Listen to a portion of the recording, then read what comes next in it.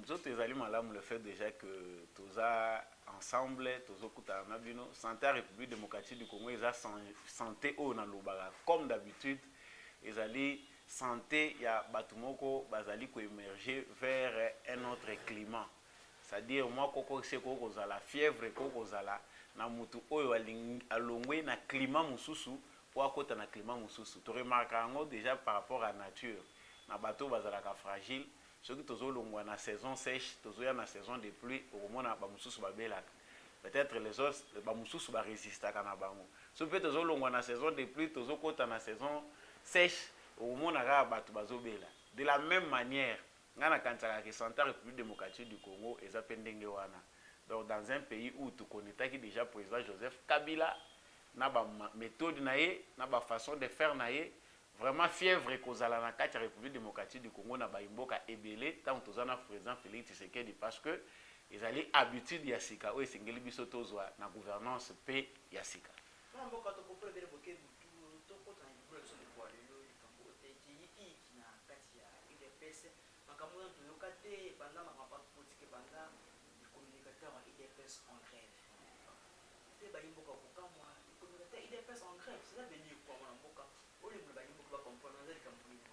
Bon, il y a liboso d'abord nazali koloba que yango ezali ko résulter na désorganisation topé na koloba négligence ya ba responsable ya parti Union pour la démocratie et le progrès social UDPS en sigle na kanisi na ba parti politique Union sotomona ka yango tango communicateur azali ko communiquer pour le bien d'un parti politique pour l'image ya mokonzi ya mboka to pe autorité moko songolo pakala azalaka bien encadré par ces partis là mais koko sotali komona par rapport à UDPS ezali que même ndenge bato baza kolobana que les communicateurs de l'UDPS en grève qui est communicateur qui ne l'est pas on ne peut pas confondre le parlement debout avec les communicateurs ba communicateurs ezali bato oyo bazali préparés ce sont des gens que les partis forment préparent la partie nyonso bazalaka na engagement ya ko encadrer pe ko former ba membres na bango ba cadre na bango. Alors quand on dit que le communicateur de l'UDPS en grève, moi je pense que c'est un désordre au niveau de la hiérarchie du parti. C'est-à-dire ceux qui hiérarchie à parti UDPS bazali na responsabilité à ko encadrer bato ba bengi ba communicateur. Même le président de la République a causé moins de problèmes, même les partis aussi a causé moins de problèmes. Nous avons une masse de gens où bazali ko communiquer na combo ya parti UDPS alors qu'ils ne sont pas habilités, alors qu'ils ne sont pas connus de l'UDPS. Si certainement ordre ko kay kozala, des bazali me benga ba communicateur ya parti UDPS, moi je pense que l'ordre balinga ba comme na situation à grève té. Ceux qui parti bazali ko reconnaître bango. Donc eza eloko moko ezali ko pesa soni pour un parti présidentiel. Je profite d'abord de l'occasion pour interpeller na koloba na ba konja parti parce que bato lelo bazali lelo na parti eza déception totale. Une déception pourquoi? Parce que pendant ces 3 années, on pouvait au moins bénéficier d'un certain minimum d'organisation na kati ya UDPS. Mais malheureusement, jusqu'aujourd'hui, on parle toujours de communication, on parle des histoires comme ça. Ça, c'est une charge encore sur la tête du président de la République qui n'est plus président d'un parti politique. Et ça dit qu'on a qui ça, irresponsabilité, il y a un cadre dirigeant, il y a un parti UDPS.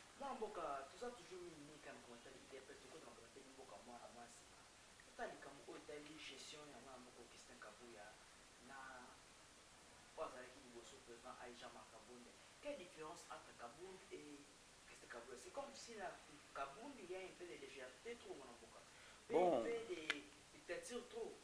Bon, nakanisi ezali conflit moko interne propre à UDPS comme dans tout autre parti politique, ba tendance ezalaka, ba problème ezalaka. C'est-à-dire on sait d'une famille, il peut toujours y avoir des problèmes, il peut toujours y avoir des conflits, des luttes, des positionnements, ça c'est un peu partout. Mais UDPS comme parti au pouvoir aujourd'hui, c'est un parti qui a longtemps duré dans la opposition. Parti où il y a une opposition, une mentalité qui forgée pendant que les gens étaient dans la lutte. Et vous allez vraiment, moi, quand on les soto commis, na niveau de pouvoir, batuba bandapé, qu'on s'adapter, na oezali mentalité à pouvoir. Moi, je pense que l'UDPS en tant que grand parti politique a le temps de se réorganiser avec des gens qui maîtrisent bien la pensée tshisekediste, l'idéologie, l'idéal, la vision de l'Union pour la démocratie et le progrès social. Tout le monde pendant 3 ans avec le président Aïe, déjà ça qui va exclure la partie Jean-Marc Akaboun et ils ont une déception makasi. Pourquoi? Parce que si aujourd'hui on pose une question aux Olobaya, Makambo Etali, communicateur, Makambo Parlement debout, on a vite compris que bande qu'on a biso oyo bayaki na biso na pouvoir, cadre à IDPS, ils se souciaient plus d'eux-mêmes que du parti. Cette logique-là, où il s'agit que Jean-Marc Azala exclut du parti, parce que Abandai ko fabriquer des lilingi na yemoko, il se faisait plus grand pendant que les partis, ils avaient na kata kozinda. C'est parmi aussi l'une des grandes raisons où Baya qui est base mobimbe désavoué. Aujourd'hui, on voit qu'Augustin Kabouya est toujours sur la même voie. L'IDPS n'est pas un parti à comparer aux autres partis politiques. Augustin Kabouya a toujours la même voie. Pourquoi il a la même voie? Parce qu'on a compris qu'il a la moutouté. On a compris aussi qu'il est incapable, il a une incapacité. On ne peut pas le tokolobi toko ko banda koloba nyonso kana mabete tozota la pe ba capacité à mutu place nini azali limité. Augustin Kabouya c'est un grand combattant, il a lutté longtemps dans l'UDPS, il a été constant wana toboyi yango te, mais aujourd'hui les réalités sont autres. La réalité à l'élo est comme ko senga que UDPS azala au moins na batu moko baza ko défendre gestion, parce qu'aujourd'hui on ne va pas juger l'UDPS sur base de l'État salaki. Aujourd'hui on juge l'UDPS sur base de la gestion. Bakota la UDPS comme parti présidentiel, organisation nango ezandengeni. Sur ce plan-là, je pense qu'Augustin Kabouya n'est pas là. Donc yemoko en tant que personne a moni vraiment ba limite na ye ezalinine. C'est une question que ba cadre important à l'UDPS, base à parti où ils sont bien formés, bah qu'on réfléchir pour voir comment on peut réorienter les partis, redynamiser les partis. S'il faut bien sûr congrès à la n'ingénie bah qu'on choisir bah dirigeant par rapport à la réalité, il y a l'élo. Je ne peux pas aller dans d'autres détails parce que mon niveau soka sasuki na mayele na ye akoko sala du n'importe quoi. Na ko banda ko tanga ba action ebele o Augustin Kabouya peut-être azo sala te. On dit que les combattants sont têtus. Non. À l'UDPS, gérer n'est pas facile. Parce que bateau mingi bazana UDPS boye bileke belé na makambo etali politique okoko ko sabangote. Tango zo tambola malamu te na UDPS okozalaka toujours na problème. Okoye ko somba une partie à bateau pesi bango mbongo corrompre bango, mais sachez bien que majorité ko inayoka kati okokende. Donc la plupart des membres de l'UDPS à la base pensaient que le départ de Jean-Marc Akaboun devait aussi être accompagné de celui d'Augustin Kabouya. Parce que la gouvernance n'a pas balé, la base a vu qu'il va échouer. Parce que on a joué bisayo o batwako kanisa ki naza ko spéculer, na spéculer te. Pour ceux qui ont des doutes, basa la sondage, ba ko remarquer que ba combattant ebele ya UDPS baza découragé na gestion ya Kabouya na Kabunda. Aujourd'hui Kabouya est resté. On n'a pas de problème avec lui en tant qu'individu. Problème est alité, mais il suffit seulement de voir la gestion qui a parti ou na UDPS. Oui, parce que UDPS est la seule partie oyo. Sans qu'on paie sa transport, sans qu'on ait mutuka, les gens se mobilisent d'eux-mêmes. Si tu te réveilles le matin, le beau temps pour la caméra na yo, na Kinshasa mobimba. Au coup ta parti politique, mon côté batu basangani, bazako solo la. Na kalezaki mukie palou, lelo basala kango soute pour bapanzana. Mais UDPS, vous trouvez chaque matin, les gens se réveillent, bazana musala au sala te ou bien bazana misala na bango. Bayena nous baye ko sala ba matinée na bango, ils appellent Parlement debout, ils prêchent l'idéologie du parti, ils défendent la vision du parti. Comment imaginer que Batouana base à l'encadrer na parti te base à la suivi te Batouana parti à yebi bango te, ils risquent leur vie, ba mususu bazo kuta na vraiment na bat baza méchant, bazo exposer ba vie na bango. Ça c'est injuste. Alors que tu as vu que IDPS ya kala mbongo bandaye ko kota te. IDPS ya lelo mbongo ekotaka. Bon ekotaka pourquoi? Parce que ba député bakataka bango mbongo, ba ministre ya IDPS bakataka bango mbongo, ba conseiller na ba bureau ya président bakataka bango ba mbongo. Donc c'est parmi des raisons où ezo sala que lorsque gestion eza opaque, eza flou, gestion eza transparente te batu baza koyeba te ba objectif ezali nini, des frustrations yango ozomona eza kotambola na bato. Mais personnellement je dis que eza nango likambo ba individu, les combattants de l'UDPS sont assez matures pour défendre leur parti, défendre la vision qu'ils ont défendu pendant plusieurs années. Aujourd'hui, ce qu'Otali, oh Lelo, ezali constituer UDPS okomona que dynamisme eza makasi malgré la misère, malgré tout ce qui touche le peuple congolais. Vous trouvez que les militants UDPS baza toujours au fond, malgré découragement au cadre na bango au niveau national baza ko décourager bango, mais vous sentez que batu bazali ko se mobiliser bango moko. Je pense que ce n'est pas fait, ce n'est pas donné à tous les autres partis politiques. Et c'est ça même qui fait la force à président Félix Tshisekedi. Et si vous pouvez nous écouter, le président Félix Tshisekedi, il doit retourner à la base. Bato ba pesa ki pouvoir eza ba combattant wana, ces gens-là qui ont souffert. Bato ba mona ki passe wana bango mutu ba commissaire le président de la République, il doit se réconcilier avec eux. Et on a l'obit. Je pense que c'est dans ça clair. Na lobby on lisusu na lingala. Président Félix Tshisekedi azali lo mokonzi ya mboka à cause ya bato tozomona wana. O bazobenga ba parlementaire debout, ba o bazomona bango batu ya tina te. Si les présidents eza à cause ya bato wana. Mais il a maintenant 3 ans au pouvoir. Est-ce qu'il peut permettre de même simple organisation? Il y a Batouana Oyo, bazo défendre le pouvoir na corps et âme, sans qu'on soit à 10 francs. Il faut que ces gens-là soient formés pour qu'ils bassent la moussala avec professionnalisme, ba orienté bango. Au moni le ba discours ezakili kili. Ba mususu au moni na bolembu na bango, ba komi ko corrompre bango. Ba komi ko utiliser bango abusivement pour na ko s'attaquer na batu moko songolo pakala parce que ils ne sont pas bien encadrés par les partis. Bato baza ko censé ko encadrer bato wana baza bato bazo ko luka ko manipuler soit ba jeune soit ba animateur ya ba parlement wana pona ba fin na bango moko politique. Moi je pense que c'est un eza alerte munene oyo biso tozo lancer na président de la République. On ne peut pas, il ne peut pas construire le pays, il ne peut pas bien défendre sa vision congolais comprendre en ignorant, en abandonnant la structure, il y a parti où il s'agit que l'élo a comme président de la République. Merci beaucoup, Mboka. Tu as dit que tu as dit diplomatie, chef de l'État, si vous avez fait, vous avez Nairobi, si vous avez la coopération dans le pays de l'Est. Je ne sais pas, mais vous avez dit que mais biso, vous avez dit que tu as dit que tu as bénéfice de tout ça, vraiment 100% que mon Mboka. Est-ce que vous avez dit que coopération entre les RDC et le pays de l'Est? Bon, moni likabwetali coopération tous aki pays moko enclavé. Je peux d'abord commencer sur le plan diplomatique au talisayo été moni mboka na biso ezaki enclavé. Pourquoi? L'essentiel il y a diplomatie à Joseph Kabila et banda kinde ko consister na conservation à pouvoir na ye. Donc diplomatie Kabila salaki ya kotambwisa bambongo ya kosekisaka ba président africain ezalaki uniquement pour na ko perpétuer règne na ye. C'est-à-dire ya umelaka nde na pouvoir. Mais cette diplomatie là pendant 18 ans n'a pas bénéficié au pays. Lelo bazali kolobana Félix Tshisekedi qui azali ko voyager mingi.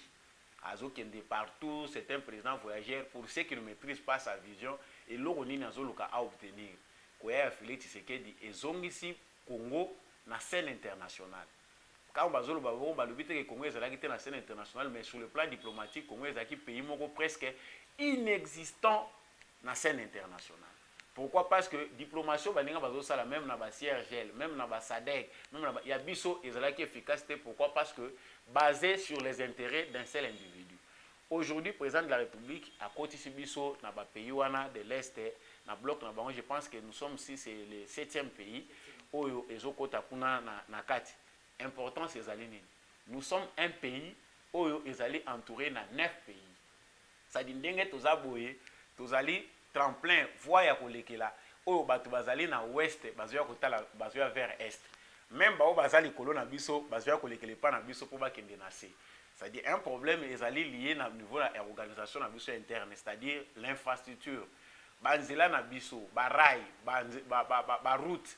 Soki lelo efongwami nyonso na ba frontière oyo eza kolinga biso, je pense que en termes de douane, en termes d'impôts, en termes de taxes, et ça la kaki babiloko soki ezo transiter pa na bino, biso tokozala un avantage.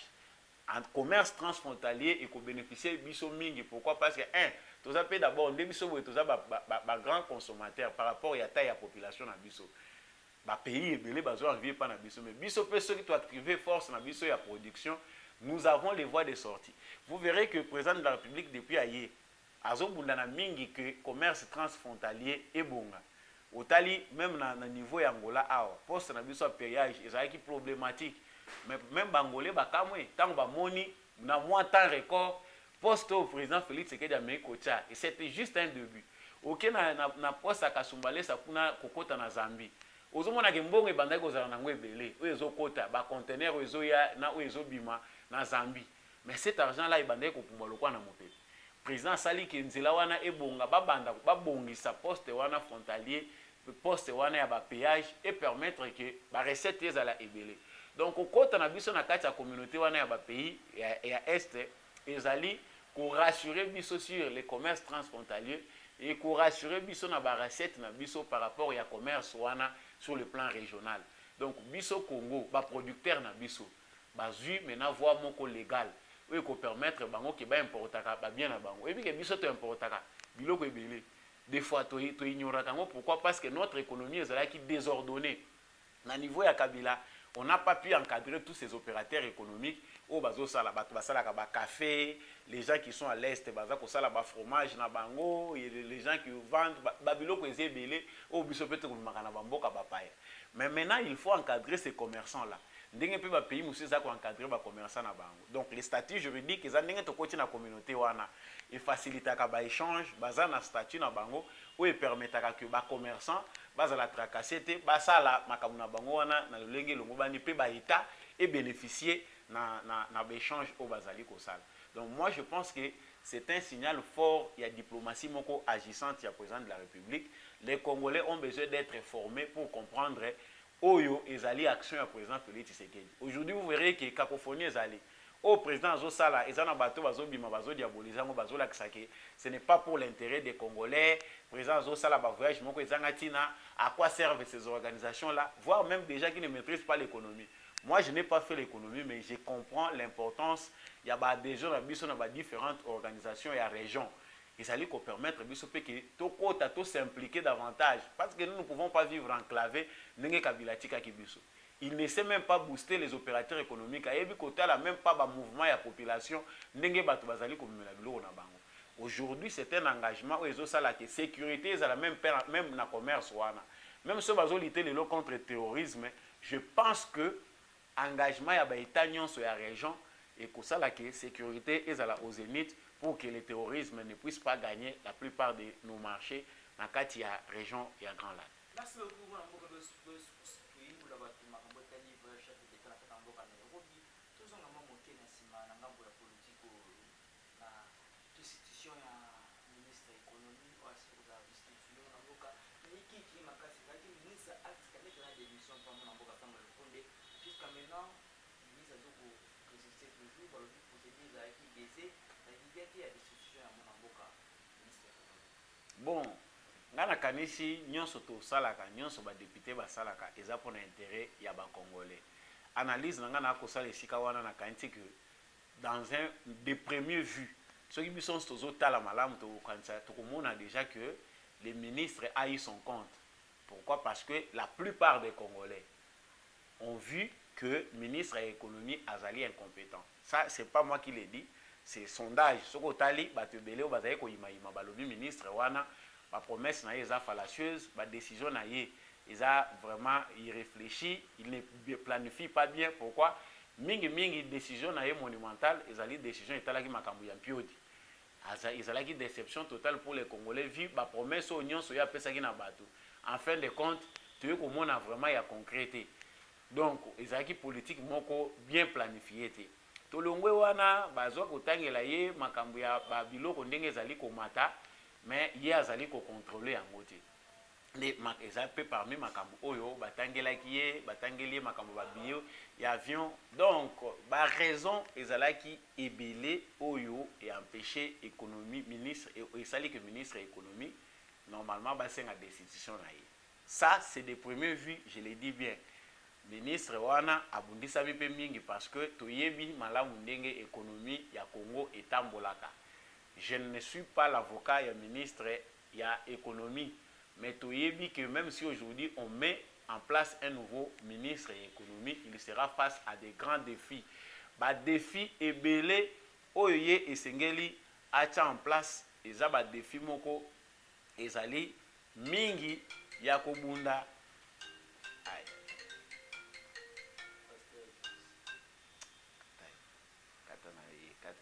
Diminuer ka volume.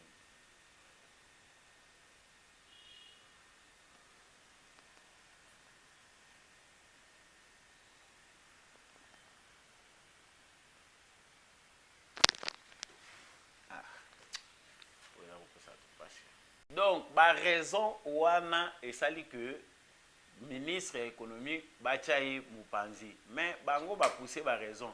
C'est que nous demandons d'ali important d'ali que balobeli yamboka. Parce que aujourd'hui on peut mettre en place un nouveau ministre d'économie. Bachaye à faire face à l'économie où ils allaient prise en otage par ba expatriés. Tuyebi ki na mboka na biso balobi pe koma balobi moko ya mafia eza so balobi na sens propre tendenge salemaka na ba pays oyo état de droit evandi malamu. Bon, même dans ba pays où état de droit ese vandi malamu ba organisation eza efficace mafia pe ezala kaka à travers balobi. Les Libanais, les Indo-Pakistanais et on en passe. Bakoma pe na ba député na bango oyo ba défendaka bango na hémicycle à parlement. C'est-à-dire si un ministre de l'économie veut prendre des mesures où ezali ikokende à l'encontre ya politique na bango batuana ou bakoma ba mettre économie na biso ministre wana il faut ba koyisa ye. Nous on sait que ba guerre ezali pe entre ba parti politique, ba guerre ezali, ba conflit d'intérêt ezali na ba député wana. Le ministre de l'économie ngana kanti loko elongoli ezaka makambo ba promesse ya ba priorité non, il est incompétent non. Ce ne sont pas les seules raisons wana bazoko sa peuple congolais. Batali sa peuple congolais que bango pe na ba intérêt na bango vis-à-vis parce que moni combat toza ko mener lelo. Tu yebisa ngai ba société boni ya ba congolais ezali na kati ya bato bazali côté ka ba produits surgelés.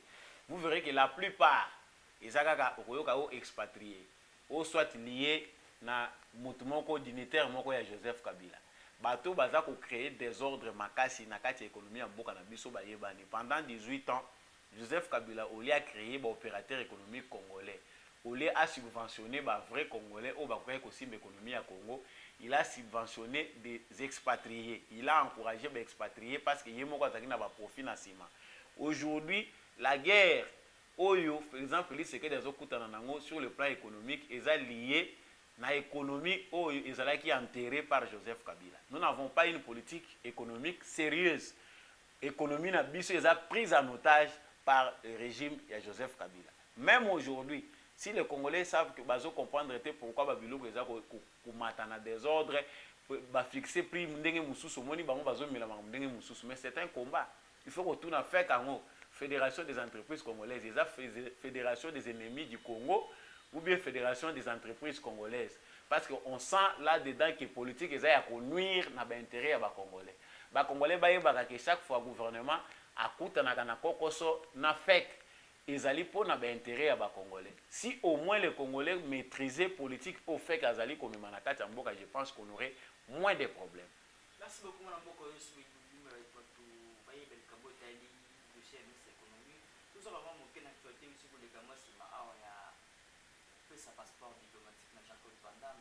Passeport comme à la frontière tout le monde une colonie Jean-Claude Van Damme comme Congolais pour le passeport diplomatique. Bon, nakanisi ezaki là si singeli biso tokota biso nyonso ya koyeba ya mbumibeko avant ya kocontester likambo songolo pakala eza mutu na banda ko s'attendre nango mingi parce que nazali ko sala pe campagne zonga mutu pona ko senga na ba congolais te boyebi esengeli et précéder débat.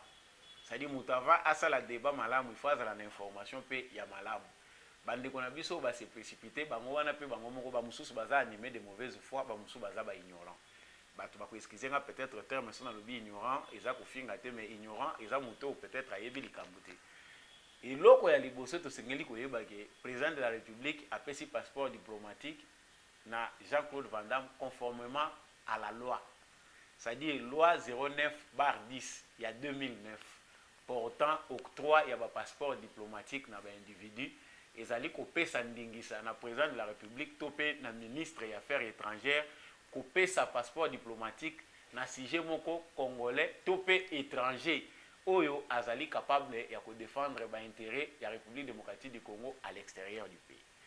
Na kanisi wana ezande mobeko nde mutelobi ezali décret si c'est que dité mutacha yango. C'est-à-dire sur le plan ya mobeko président de la République a sali mabete. Nani akoyi kozwa passeport diplomatique? Président de la République akoyi kozwa yango, ministre le premier ministre akoyi kozwa yango, ba ministre o baza ba membre ya gouvernement bakoyi kozwa yango, ba ministre affaires étrangères, président de l'Assemblée nationale, président ya Sénat, ba président ba haute cour na biso ba juridiction na biso ya ba tolo ba ba institution na biso judiciaire bakoki pe kozwa yango président toloba que donc le chef de file ya opposition constitutionnelle il est pas allé na droit ya kozwa passeport diplomatique conformément à la constitution. Wana ezali première catégorie. Baza ebele, je n'ai pas cité de manière exhaustive. Mais deuxième catégorie ezali ancien président lokola Joseph Kabila azaka na passeport diplomatique. Premier ministre, ancien premier ministre lokola Badi Banga, lokola Chibala, lokola Matata Ponyo, bazaka na droit ya kozala na passeport diplomatique. Sur base ya oyo bango service oyo bango barandaki na mboka. Ça c'est ce que dit la loi. Ba ancien ministre et affaires étrangères bazwaka pe ba passeport diplomatique. Lokola Raymond Chibanda, Show Kitundu, j'en passe, qui avant bazali na droit ya kozana passeport diplomatique. Au moins les ministres, les anciens ministres des affaires étrangères. Donc wana ezali sur le plan ya Mobeko. Siko depuis 2019 batu bazali déjà ko plaider pour na catégorie balobi passeport diplomatique ko pesa makaka te na ba politicien. Passeport diplomatique balobi bien que baza ko pesa yango na congolais nyonso oyo azali ko défendre mboka na ye à l'extérieur du pays, azo défendre ba intérêt ya mboka. Je pense les Zakari Baba baso na 2019 azali ko plaider pour que ambassadeur culturel na biso ba musicien atangaki ba Gims atangi ba Wera ba JB ba pesaka bango pe ba passeport diplomatique parce que ce sont des défenseurs des intérêts de la République démocratique du Congo na domaine na bango à l'extérieur du pays. Yango esalaki ete président de la République tango aye amoni importance parce que président mutakendaki kobenga maître Gims cité na Dadju bana ya Juna Janana po aya kopesa bango passeport diplomatique. Non, amoni importance o bango baza ko accorder na Congo pe amoni statut na bango bayaki pona ko présenter projet. Président kendaki koluka Gims cité po bato ya liboso nazotanga bango po bango bato ya liboso oyo président apesaki passeport diplomatique. Tango baye ba présenter projet na bango balobi baza na besoin ba créer ba studio moko na ba normes internationaux, baza na besoin ba créer festival moko annuel ya musique na Congo o bango moko banda ko financer pour epesa ka image ya musique. Président Monique ezali un bon pas pour na ba fils du pays ba originaire congolais ou ba koyi ko aider mboka na sens wana. C'est comme ça que le président pour encourager bango na cadre oyo bango ba yelaki il les a accordés qui n'est pas ministre des Affaires étrangères bazwa passeport rouge au tobengaka passeport diplomatique yango ba pesa ki bango conformément toujours à la loi. Et puis otaki polémique na kanisi na sina lobela ngona bitando ebele mais tango yeli susu ya batu batsalaki débat to moni pe kofi ba pesi yango fali pour pa pe azwa yango. Ça dépend de l'importance ya mutu ndenge azali ko beta sur le plan international culture pe et amenaka mboka et poussa mboka et kende liboso bato bayaka ko visiter bayaka awa soki mutu azoya ko luka lwambo akuti musée moko eza awa ya malamu parce que ba musiciens na biso nde baza organiser te. Si aujourd'hui nos musiciens réclamaient des choses à caractère durable ou ko vendre image ya mboka malamu toza peut-être na musée ya artiste congolais ou bien toza peut-être na centre moko où ezali ko représenter ba œuvre nyonso musicale ya musicien na biso oyebi ke kozala parmi ba sites les plus visités aussi à République démocratique du Congo. Notre musique est vendue partout à travers le monde. Donc nakanisi eza problème à désordre toye na likambo etali Jean-Claude Van Damme pona zonga na mutuna na yo olobi est-ce que yé pas comme congolais ba pesa ye déjà conformément à la loi président asalaki na ye mabete président asali ndenge lo esengi mais diplomatie lelo esale makaka te na acteur politique. Diplomatie et comment ko sale mape na nzela ya marketing à travers ba star to batu moko ya renommée internationale. Je cite exemple ya Rwanda. Messi Lionel Messi azoya ko ya na Paris Saint-Germain alati polo ba komi visiter le Rwanda. Visite au Rwanda. Et ça ba Rwandais le Kagame via son gouvernement ba pesa ka Lionel Messi mbongo pour asalaka avandaka image wana. Quand les gens vont visiter au Rwanda, qu'est-ce qu'il y a au Rwanda? Moutako qui ne vérifier. Atali Amoni, il y a aussi des choses à aller visiter là-bas. Batou, ils ont un cadre à promouvoir tourisme na bango, ils ont un cadre à attirer batou baya vers bango. Donc la diplomatie aujourd'hui s'accompagne aussi des techniques, il y a marketing. Président de la République a la même logique wana. Il y a deux pays oyo na kati Afrique pe basi basali yango na Gabon, ils ont donné des passeports diplomatiques na acteurs moko américains. Ba pesa bango ba passeport. Alors ne confondons pas aussi passeport diplomatique na nationalité congolaise. Jean-Claude Van Damme nakanisi ye moko alobi yango bien na discours na ye, aza belge, aza américain, il est citoyen du monde. Pour na bateau baza lettré batangaka déjà bayebi que les citoyens du monde vont partout où les intérêts les obligent. Tu sais que Dalukaki Jean-Claude Van Damme, Jean-Claude Van Damme a yé moko pour accomplir rêve na ye. Son rêve c'était de revenir dans un pays où il était né. Aya aluka forme nini akoko investir. Tango aya kutani pena président moko ayebi ko solo la. Ayebi ndenge nini ya kocha mutu à l'aise. Non, non, on peut dire congolais par rapport à naissance. Si lui-même il y a le bien ou bien. Mais il y a le bien, ça peut chinois. Oui, citoyen du monde. Il est citoyen du monde. Les citoyens du monde vivent par rapport à la mondialisation. La mondialisation a fait que le monde est comme le village. Bisi kanyon so intérêt ko tinda yo le loko ko zo nationalité américaine. Soko moni ba intérêt no etindi okuna. Ko zo nationalité congolaise soko moni ba intérêt memi okuna. Les citoyens du monde sont comme ça. Ils vont partout. Même ba capitaux na bango baza ko investir et si kanyon so ya moni mosolo ko kozala. Il est venu pour investir dans un projet Neti ya Fati City à Monique pour naie il y a intérêt. Je peux mettre mon argent ba construire et je vais récupérer na ba intérêt ndenge ko côté la kuna.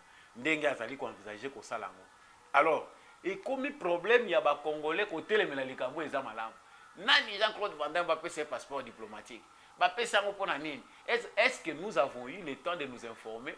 Tous eu bonne information. Il y a une information qui a caractère pédagogique pour aider les Congolais. Les Congolais sont belés, ils ont la maîtrise de Mibeko, ils ont la maîtrise de enjeux internationaux. Aujourd'hui, à travers Jean-Claude Van Damme, nous aurons d'autres stars qui veulent investir. Ils peuvent venir investir au Congo grâce à ce que Jean-Claude Van Damme a fait. Alors, on ne peut pas penser que Jean-Claude Van Damme, il y a la République démocratique du Congo, et là, qui sait que aye kobotela ba congolais ba droit na bango ba tuba koma ko s'accaparer nango ba telemeli président de la République que non passeport diplomatique ba ko pesa ngwa n'importe qui te eza ko la ki sa échec, ça c'est faux. Attendons-nous que il faut tous s'adapter na ba réalité ya monde où eza en mutation. Le monde, le siècle du numérique, c'est un siècle oyo ezali ko permettre que information est circulée à temps libre. Moutounyo sako kindesika oyo esprit na ezali kotinda ye. Dike nos enfants baza ko bota malelo po bazala na ba retard en matière d'information lokola biso tozanango. Aujourd'hui, on ne peut pas accepter que na siècle loi numérique ba congolais bazala sous-informés. Les Congolais sont très sensibles aux bêtises. Soko lobi makambo moko eza kotala makambo moko ya tina te wana ba congolais belé ba kotikuna. Mais tant bazolo ba makambo eza sérieux o esenga ke muto s'informer nanu atali décision ya kokozwa. Là les Congolais ne regardent pas. Moi je pense que le président de la République aza muto moko ayebi ko capitaliser sur il n'importe et loko nyonso e ko représenter intérêt pour na ba congolais. Moi je pense que le Congo a gagné à travers acte oyo le président de la République a posé. Merci beaucoup, donc en tout cas, je remercie Bio pour l'émission Ndenge au Mituna na Otuna Kingai, mais nazali ko senga na bande konyo so ba congolais tribalisme eza na esikate na kati ya République démocratique du Congo. Nous sommes tous congolais, nous avons le droit de circuler librement dans toutes les provinces. Aucune province est kozala enclave, est kozala fermée à une tribu ou bien une autre tribu. Bato bazali côté le mambo katanga koloba non tout ça, voyez, que chacun construit chez eux, ce sont des gens qui viennent avec les divisions. Restons congolais, soyons ensemble et unis, c'est dans l'unité de l'amour de Congo Nabisse Congo Kende Liboso. Pour ceux qui veulent soutenir la campagne des beaux Congolais, mon numéro est le plus 243 82 349 65 26 plus 243 82 349 65 26. Soutenez cette campagne pour l'éveil de conscience. Tout la moussaba jeune bilingue, basa la mentalité asika, basa la aliénité na biloko yo bampaka oyo basi batengama bazolinga kokotisa bango na mitu. Merci beaucoup. Merci beaucoup. Papa na ngeza Congolais ezonga